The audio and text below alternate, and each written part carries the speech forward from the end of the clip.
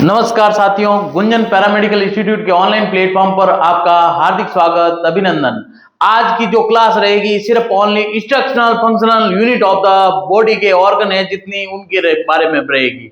इसमें आपको पढ़ाया जाएगा जितने भी ऑर्गन है उसकी जो क्रियात्मक संरचनात्मक क्रियात्मक इकाई, instructional functional unit of the organ.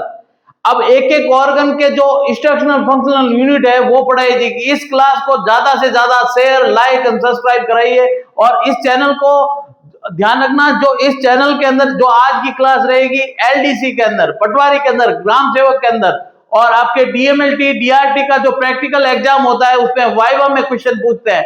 और ध्यान रखना एएनएम, जीएनएम, बीएससी नर्सिंग में भी आपका अगर प्रैक्टिकल में वाइवा क्वेश्चन आता है तो यहां से क्वेश्चन जरूर पूछे जाते हैं।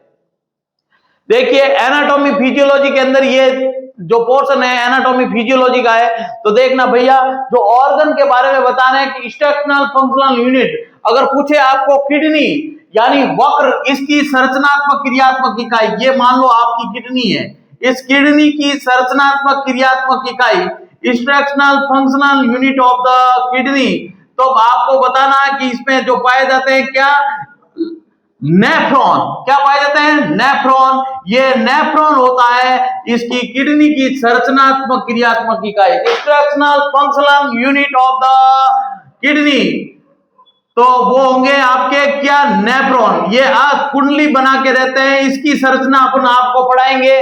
जो चैप्टर चलेगा कल की क्लास में आपका यूरिनरी सिस्टम या एक्सक्रीटरी सिस्टम। जो नेफ्रॉन जो किसकी फंक्शनल यूनिट होती है, आपकी किडनी की। किडनी यानी वक्र की संरचनात्मक क्रियात्मक इकाई क्या है, नेफ्रॉन, या इसको बोलते हैं वक्काणु। क्या बोला जाता है? वक्काणु बोला जाता है। ये आपके किडनी की संरचनात्मक क्रियात्मक इकाई, instructional functional unit of the organ. अगर पूछे नेफ्रॉन किसकी है तो किडनी की है। नेफ्रॉन का फंक्शन क्या होता है? ये यूरिन फिल्ट्रेशन के अंदर काम आने वाली ऑर्गन होता है। अगर पूछे इंस्ट्रक्शनल फंक्शनल यूनिट का मतलब क्या होता है, तो ध्यान रखना इंस्ट्रक्शनल फंक्शनल यूनिट का मतलब होता है वो ऑर्गन किस और मतलब छोटी सी छोटी चीज जिससे वो बना हुआ होता है। ये बहुत सारे नेफ्रॉन मिलकर किसका निर्माण करेंगे? किडनी का निर्माण करेंगे। जिस प्रकार आपको मैंने पढ़ाया था सेल मिलकर क्या बनाती है, आपके टिश्यू मिलकर ऑर्गन मिलकर क्या बनाते हैं, सिस्टम, और सिस्टम मिलकर बॉडी का निर्माण करते हैं। उसी प्रकार ऑर्गन की संरचनात्मक क्रियात्मक इकाई वो होगी आपकी अलग अलग ऑर्गन के लिए अलग अलग इंस्ट्रक्शनल फंक्शनल यूनिट होगी।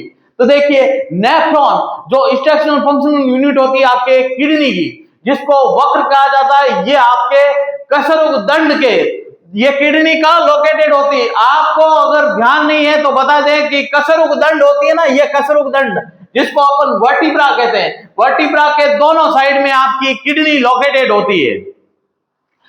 और किडनी के अंदर ध्यान रखना कि जो आपकी ये जो किडनी होती है इसका फंक्शनल यूनिट बता दी मैंने आपको, क्या है भैया, नेफ्रॉन। अगर पूछे आपको इसके आगे लंग्स तो देखिए भैया लंग्स की संरचनात्मक क्रियात्मक इकाई, लंग्स की संरचनात्मक क्रियात्मक इकाई पूछे आपको तो बताना भैया यह है आपके लंग्स।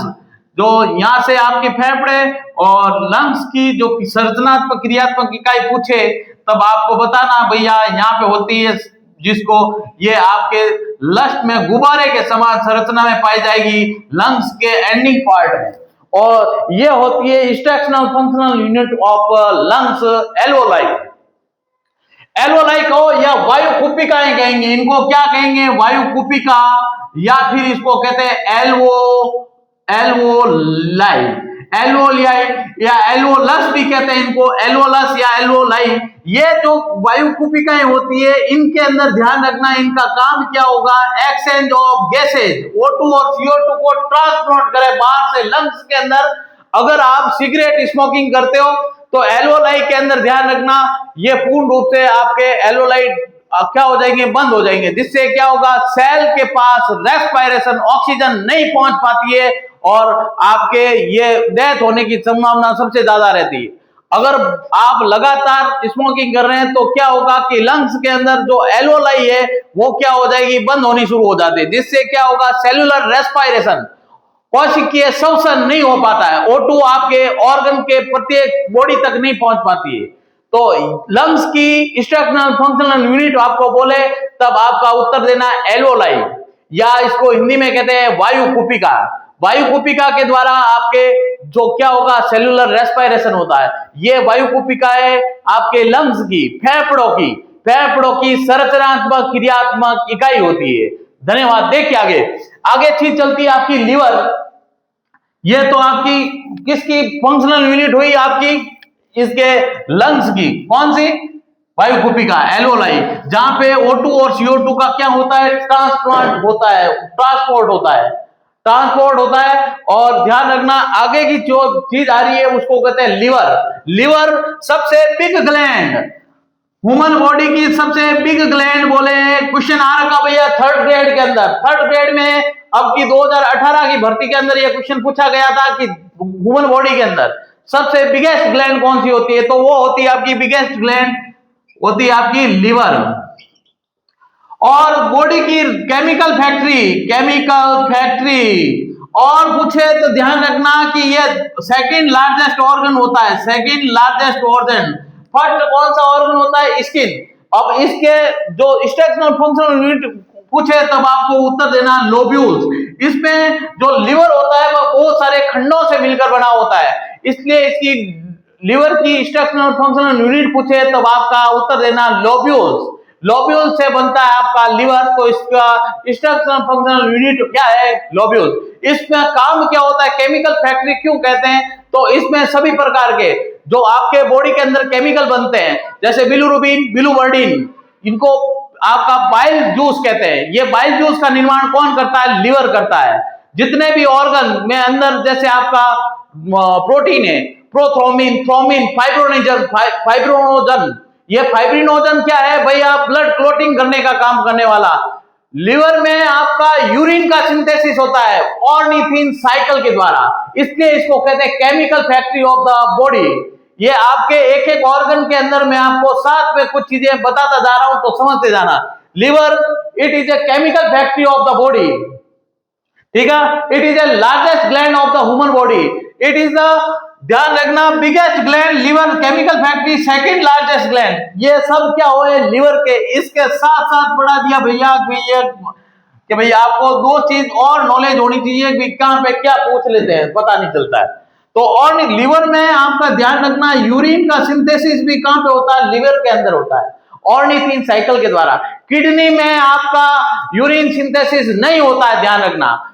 किडनी में सिर्फ ओनली फिल्ट्रेशन होता है। क्वेश्चन बहुत बार पूछा हुआ है कि यूरिया का सिंथेसिस कहां पे होता है, निर्माण कहां होता है यूरिया का। यूरिया का सिंथेसिस ह्यूमन बॉडी के अंदर, लिवर के अंदर होता है, ऑर्निथिन साइकिल के द्वारा।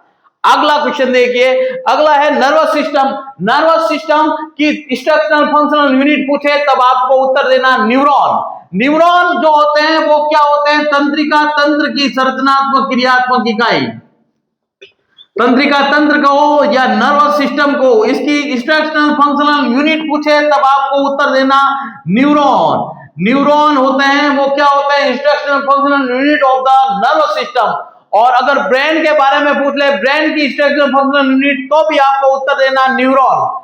नर्वस सिस्टम का जो आपको बता दिया जाता है, इस सेल्स में कभी भी डिवीजन नहीं होता है।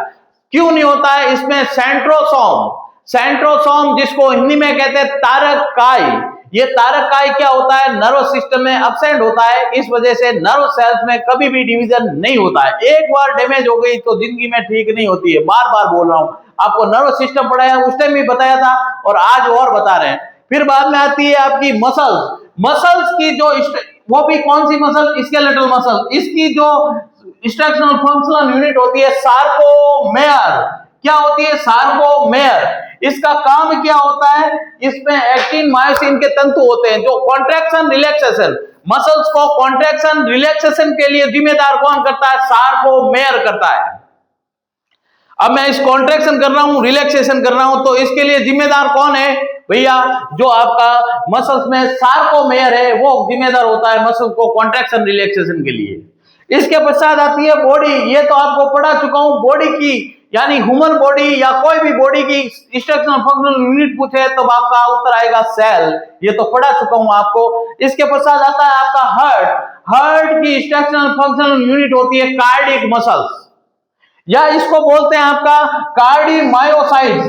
कार्डियोमायोसाइट्स ये होते हैं आपके हार्ट की जो इंस्ट्रक्शनल फंक्शनल यूनिट होती है।